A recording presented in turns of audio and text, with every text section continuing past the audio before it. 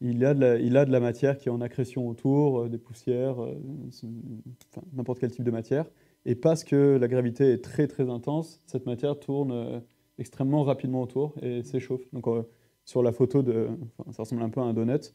Ouais, ouais, c'est Vraiment, le vrai. cercle rouge, c'est vraiment de la matière. Le trou noir, c'est ce qu'il y a au centre, qu'on voit pas vraiment. Voilà, c'est noir.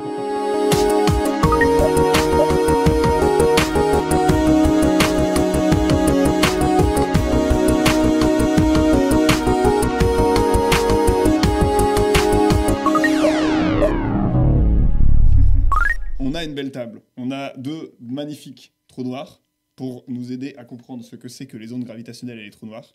Qui se lance dans une petite explication de qu'est-ce qu'un trou noir? Qu'est-ce qu'un trou noir? Ouais.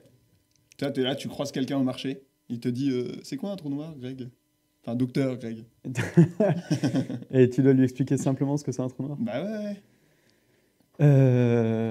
Je sais pas, simplement en une phrase, je dirais, c'est une région de l'espace-temps.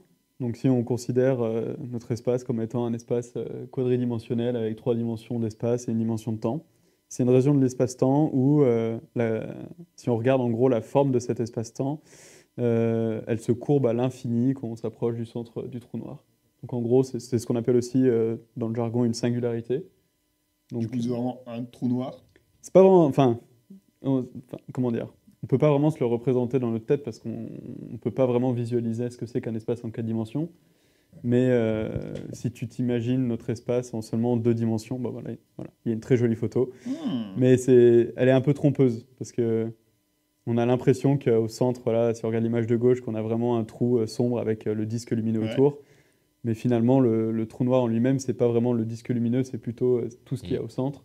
Et ce qu'il y a ok. autour, c'est de la matière qui est, qu'on appelle en accrétion, quoi. Elle est en train de tourner très rapidement autour du trou noir à cause de Donc sa on voit la gravité. matière qu'il y a autour, mais on Ouais, voit pas le ça. trou On noir voit en pas le trou lui-même. noir vraiment, en fait. Ok. On appelle ça une photo d'un trou noir, mais c'est plutôt une photo de la De ce qu'il y matière a qui autour du tourne trou très très noir. vite et qui chauffe et qui, du coup, produit de la lumière. Il y a longtemps, enfin je sais pas, au moment de la photo, donc ça doit être en 2019 je crois, un truc comme ça. Ça dépend laquelle. La Les Sagittarius premières A-star. photos, les premières photos Ouais, ça c'était. devait Ouais, être c'est ça. 2019 et l'autre 2022 Ouais, très récent, il y a un an ou deux. ou Ouais. 21, je sais Et l'autre, c'était il y a 5 ou 6 ans. À ce moment-là, je me souviens qu'il y avait beaucoup de. À chaque fois que je lisais un truc dessus dans les journaux ou autres, ils disaient que c'était les trous noirs, c'est un objet dans le ciel, etc. Est-ce qu'on considère toujours que c'est un objet, un corps céleste? pas. Bah, en Ou- fait, c'est pas une question de considérer encore, Hmm. c'est plutôt que ça n'a jamais été. Ah, Enfin, ok. en tout cas, selon moi, le trou noir tel quel, ça n'a jamais été vraiment un corps céleste. En fait, un trou noir, c'est juste une région d'espace-temps, qui a la propriété en fait, on peut pas s'en échapper et quitter cette région pour partir à l'infini, revenir en arrière. C'est vraiment, tu as une région dans l'espace qui est Ok. délimitée et si tu es à l'intérieur, tu peux pas en ressortir pour aller à l'infini. Ok. Ça, c'est la définition, j'ai envie de dire presque mathématique, géométrique, topologique de ce que Mhm. c'est un trou noir.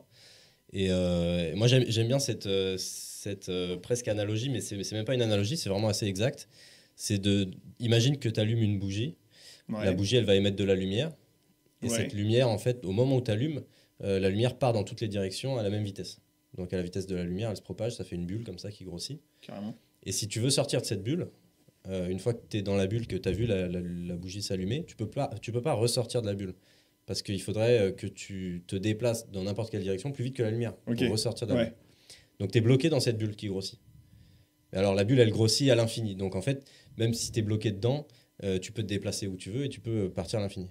Mais D'accord. imagine que maintenant, l'espace-temps soit courbé de sorte que cette bulle, elle essaye de grossir, mais dans un espace qui se comprime constamment. Comme Donc, un ballon de baudruche qu'on gonfle dans une boîte, quoi. Un truc où. voilà, elle est pas- mais disons que comme une toile qui se comprime, et quelque chose qui essaye de s'étirer, mais sur un tissu qui se comprime. Le tissu, c'est Ok. l'espace-temps. Et donc la bulle reste statique. Et là, c'est plus une bulle qui grossit jusqu'à l'infini, c'est vraiment une bulle qui est statique et dont tu ne peux pas sortir parce qu'il faudrait se déplacer plus vite que la lumière. D'accord. Donc c'est un peu ça l'image que j'ai d'un trou noir personnellement. C'est d'imaginer presque comme un tapis roulant Qui s'enfonce. d'espace qui s'enfonce voilà, vers un centre. Mm. Et c'est en 3 dimensions, donc c'est comme une sphère un peu Ouais. qui s'enfonce vers un centre. Et ce tapis, en fait, au moment où il commence à s'écouler plus vite que la lumière, bah là, fatalement, puisque tu peux pas te déplacer plus vite, tu es obligé de tomber avec. Oui, c'est vrai que voilà, on a l'idée du trou noir, mais parce qu'on la voit. Enfin, typiquement, là, quand tu vois l'image, tu vois un trou noir au centre, tu vois un rond noir, une zone sombre. Mais la réalité, la matière, elle est tout le tour. La matière qu'on voyait orange, qu'on voit juste nous sous forme de disque, en réalité, elle est partout. Quoi. Elle est en dehors de la limite que Alessandro parlait. C'est-à-dire qu'en fonction de la masse de ton trou noir, comme Alessandro disait, tu as une région dans ton espace-temps. Si tu es à l'intérieur de cette région, tu es dans la zone où effectivement, même quelque chose qui irait à la vitesse de la lumière ne pourrait pas vraiment s'en échapper. Et si tu es en dehors de ça, vu que le trou noir c'est quelque chose de très dense et de très massif, des trous noirs qui proviennent d'effondrements d'étoiles, ça peut aller de quelques masses solaires à des dizaines ou presque centaines de masses solaires.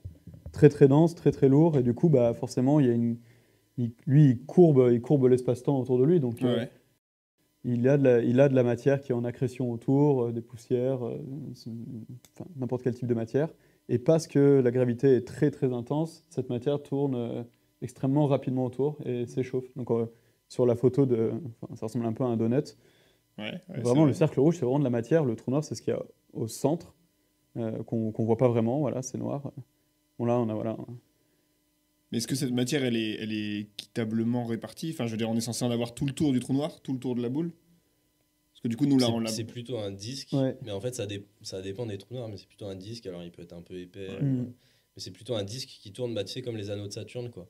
Si t'as un objet qui tourne dans l'univers, il va avoir tendance à s'écraser et former un disque. Donc, à cause de cette rotation, parce qu'en fait, en tombant, tu gagnes du moment cinétique, donc tu te mets à tourner de plus en plus vite. Et donc, ça s'aplatit, ça forme un disque. Donc, en fonction de l'angle de vue aussi, tu vas voir, si tu le vois du dessus, ça fait comme un anneau autour du trou noir, mais par contre, si tu le vois comme ça, de biais, incliné, tu vas voir vraiment le disque, avec des déformations. Carrément, ok. Ouais, c'est un peu trompeur. Quand on regarde les vraies photos, ça ressemble à un disque. Quand on regarde les simulations, on a les projections dans tous les plans, et du coup, ça fait un disque dans le plan, un disque perpendiculaire, et puis avec la courbure, du coup, c'est un peu trompeur à l'œil. Tout ça tourne dans le temps ou pas? Dans le sens où nous, un trou noir qu'on observe, on voit son disque d'accrétion dans un certain sens. Est-ce que si on le réobserve plus tard, son disque d'accrétion, il se sera incliné? Tu vois, il aura bougé, comme on voit les anneaux de Saturne, un coup par au-dessous, un coup dans le plan. En fonction de notre mouvement, déjà, oui. Et après, en fonction du mouvement du trou noir, je crois... Bon, tu connais mieux que moi les interactions entre les spins de trou noir, les trucs comme ça, mais le disque peut faire plein de choses. En fait, c'est un fluide, donc ça tourne très vite. Déjà, il tourne sur lui-même, le disque, et puis il peut se passer plein de choses, en fait. Il peut y avoir une étoile qui arrive, et du coup, sa matière va se faire absorber, et donc ça va former des disques qui vont se mélanger. Enfin, tu vois, ça peut faire... Il peut y avoir d'interactions avec d'autres trous noirs. C'est en fait hyper complexe, hein, je pense. À modéliser, très compliqué à décrire. On arrive à le faire grâce aux techniques d'ordinateur aujourd'hui, mais... Mais d'ailleurs, là, on parle du coup du trou noir, mais quel est le rapport entre ça et les ondes gravitationnelles? On parle de l'accrétion autour. Vis-à-vis de l'accrétion, pas grand-chose. Vis-à-vis des trous noirs, il y a un rapport direct avec les ondes gravitationnelles, ou en tout cas avec ce qu'on détecte aujourd'hui comme type d'onde gravitationnelle, qui provient notamment de la fusion de deux trous noirs dans l'univers. Enfin, 80... Sur la centaine de signaux qu'on a dû détecter aujourd'hui, il y en a, je sais plus, 96 ou 97 qui proviennent de fusion de trous noirs. Ah ouais. Donc là, on parle plus de trous noirs individuels dans l'univers, on parle de ce qu'on appelle des systèmes binaires de trous noirs. Donc c'est des systèmes avec deux trous noirs qui souvent proviennent d'origine stellaire, donc d'effondrement d'étoiles, et qui par, je ne sais pas si on peut appeler ça comme ça, le hasard se retrouvent dans un système fermé gravitationnellement, c'est-à-dire que les deux sont directement influencés par leur champ gravitationnel. Et en fait, s'ils sont assez proches l'un de l'autre, s'ils sont trop loin, on va dire qu'ils fusionneront jamais dans ce qu'on appelle le temps de Hubble. Donc en fait, on ne verra jamais leur fusion. Parce que ça se produira dans trop longtemps, entre guillemets. C'est quoi? C'est dû à la vitesse de la propagation de l'onde gravitationnelle? Non, sans parler de la propagation de l'onde gravitationnelle, juste vraiment de la fusion des deux trous noirs. Et s'ils sont assez proches, ils vont finir par fusionner, donc ils vont spiraler l'un autour de l'autre. Et comme sur la petite animation qu'il y a en ce moment à l'écran, où on voit les deux trous noirs. Et en fait, en fusionnant, ils vont émettre de l'énergie. Donc en fait, ils vont perdre de l'énergie, et un peu comme, je sais pas moi, un radiateur, ou je sais pas, votre ordinateur perdrait l'énergie en s'échauffant et en émettant de la chaleur. Les systèmes binaires de trous noirs, ils vont émettre de l'énergie sous forme d'ondes gravitationnelles. Donc Pour ceux qui ne savent pas ce que c'est qu'une onde gravitationnelle, c'est vraiment une... comme sur la photo, c'est vraiment enfin, mathématiquement, en tout cas, on comprend comme une oscillation de la structure même de l'espace-temps qui se propage. T'as vraiment les deux trous noirs qui C'est ça, tourbillonnent voilà, l'un il y sur a les l'autre. deux trous noirs qui tournent. Bon, la propagation, là, elle est jolie parce qu'elle est en forme de spirale, mais en général, c'est plutôt concentrique et ça part dans toutes les directions. Ok, la plupart du temps, c'est comme observer les ondes à la surface d'un lac, quoi. Si tu imagines ton espace-temps en 2 dimensions, ouais, ça Ouais. pourrait être ça. Tu aurais ta fusion au centre, et puis, comme quand tu lâches un caillou au milieu de ton lac, tu vas avoir une intensité très élevée de ton onde proche de la source. Voilà, encore une autre simulation.